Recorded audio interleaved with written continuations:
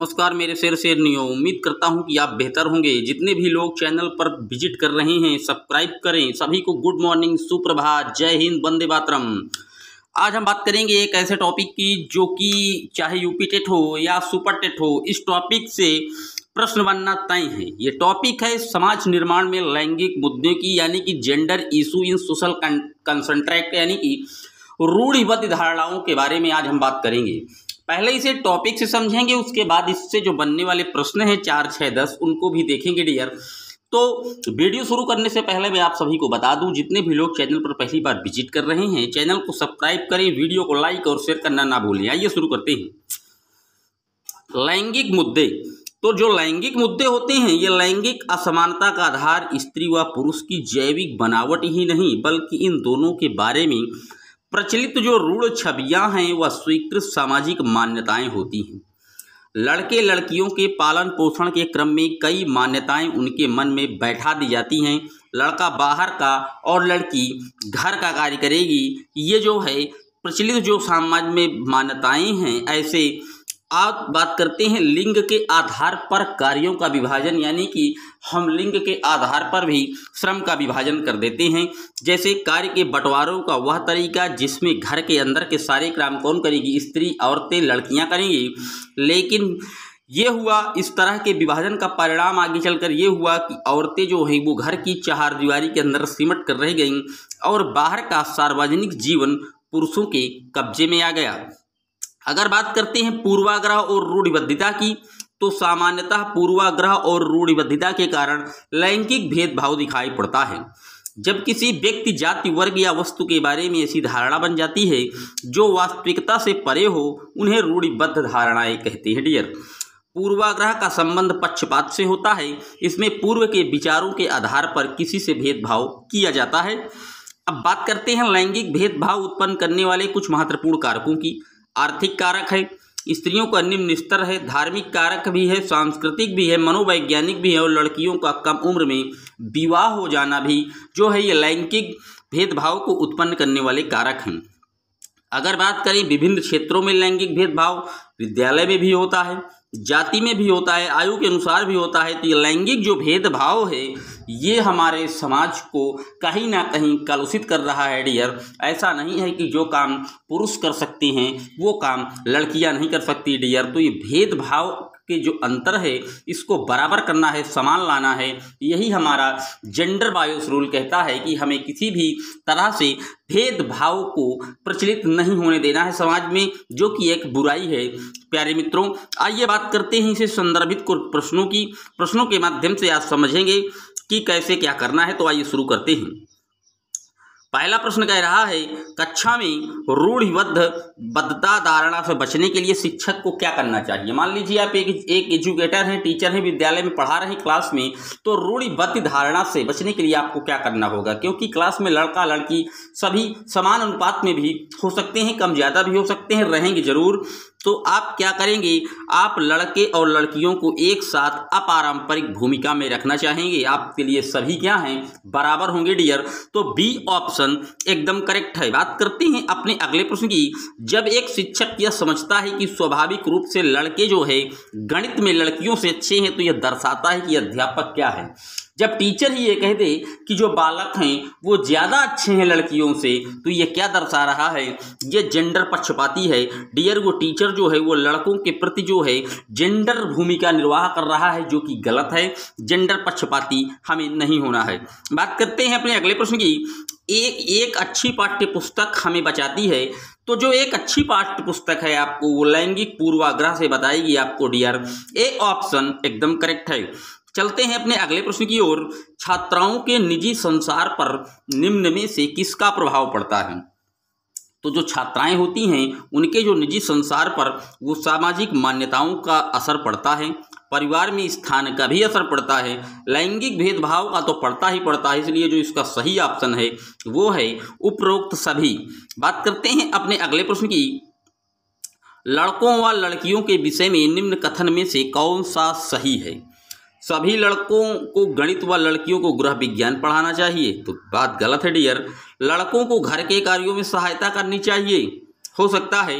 लड़कों को बाहर के कार्यों में सहायता करनी चाहिए, ऐसा नहीं है। लड़कियों को घर के कार्यों में सहायता करनी चाहिए, ये भी गलत है। इसका जो सही ऑप्शन होगा वो बी है। लड़कों को घर के कार्यों में सहायता करनी चाहिए, क्योंकि लड़के जो होते हैं वो घर के कार्यों में सहायता बहुत कम करते हैं। वो कहते हैं कि मैं बाहर का काम देखूंगा, और जब वो केवल बाहर का काम देखते हैं तो वो रूढ़िबद्ध धारणा को प्रदर्शित करते हैं डियर। तो इसलिए उनको घर के कार्यों में सहायता करनी चाहिए। बी ऑप्शन एकदम सही है। चलते हैं अपने अगले प्रश्न की ओर। एकल गायन प्रतियोगिता के लिए विद्यार्थियों को तैयार करते समय एक विद्यालय लड़कियों को वरीयता देता है। तो एकल गायन क्या प्रतियोगिता है, और जब विद्यालय सिर्फ लड़कियों को वरीयता दे रहा है तो वो क्या कर रहा है, वो लैंगिक पूर्वाग्रह को दर्शा रहा है डियर। ए ऑप्शन एकदम करेक्ट है। मैं उम्मीद दिलाता हूं आपको कि इसमें से 2-3 प्रश्न आपको आगे आने वाला यूपी टेट हो या सी टेट हो या सुपर टेट हो, यहाँ से जरूर हूबहू प्रश्न मिलेंगे डियर। तो इसको अच्छे से समझते हुए चलिए डियर चलते हैं अपने अगले प्रश्न की ओर। शिक्षक को अपनी कक्षा में डैश डैश को नकारना चाहिए। तो जो शिक्षक है उसको अपनी जो कक्षा में वो छात्र छात्राओं के मध्य जो लैंगिक भेदभाव कर रहे हैं उसको सिरे से नकारना चाहिए। उसके लिए सभी जो है इक्वल होने चाहिए। Every child are unique and equal, यानी कि सभी चाइल्ड क्या हैं, सभी बच्चे जो हैं वो यूनिक हैं, बेस्ट हैं, और सभी जो हैं समान हैं। प्रत्येक बच्चा विशिष्ट है। बात करते हैं अपने अगले प्रश्न की। विद्यालय में लिंग भेदभाव से बचने का सर्वोत्तम तरीका हो सकता है। तो जो विद्यालय है उसमें लिंग भेदभाव का जो तरीका सर्वाधिक होगा वो हो जाएगा शिक्षकों द्वारा उनके लिंग पक्षतापूर्ण व्यवहारों का अधिक संज्ञान करना। मतलब कहीं भी कोई शिकायत आ रही है पूर्वाग्रह की तो तुरंत उसकी जानकारी लेंगे और उसको दूर करने का अथक प्रयास करेंगे। ये विद्यालय में टीचर का एक सर्वोत्तम गुण होना चाहिए। बात करते हैं अपने अगले प्रश्न की। छात्रों व छात्राओं के बीच लैंगिक प्रभावों को कम करने के लिए उपयुक्त उपाय क्या है।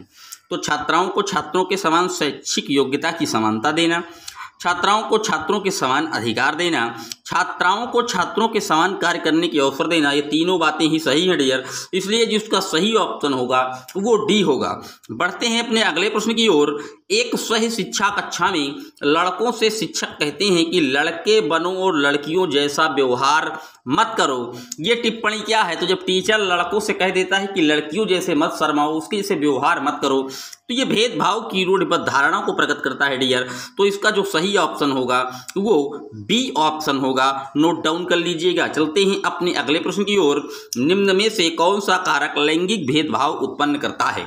तो लैंगिक भेदभाव मैंने अभी आपको ऊपर क्लियरिफाई किया था कि आर्थिक कारक भी हैं, मनोवैज्ञानिक, सांस्कृतिक, ये तीनों कारक जो है वो लैंगिक भेदभाव को उत्पन्न करते हैं। तो डी ऑप्शन एकदम करेक्ट है। चलते हैं अपने अगले प्रश्न की ओर। एक अच्छा विद्यालय निम्न में से किससे बचता है। तो जो एक अच्छा विद्यालय है वो लैंगिक पक्षपात से जरूर बचता है डियर। सी ऑप्शन एकदम करेक्ट है। बात करते हैं अपने अगले प्रश्न की। आपकी कक्षा की एक छात्र सहपाठी द्वारा तंग किए जाने की शिकायत आपसे करती है। ऐसी स्थिति में आप क्या करेंगे। ऐसी स्थिति में हम जो है छात्रों को शिकायत पर कार्रवाई का आश्वासन देंगे और छात्र के ऐसे व्यवहार की निंदा तथा भविष्य में ऐसा ना करने की चेतावनी देंगे तथा लिंग संवेदनशीलता सिखाएंगे डियर।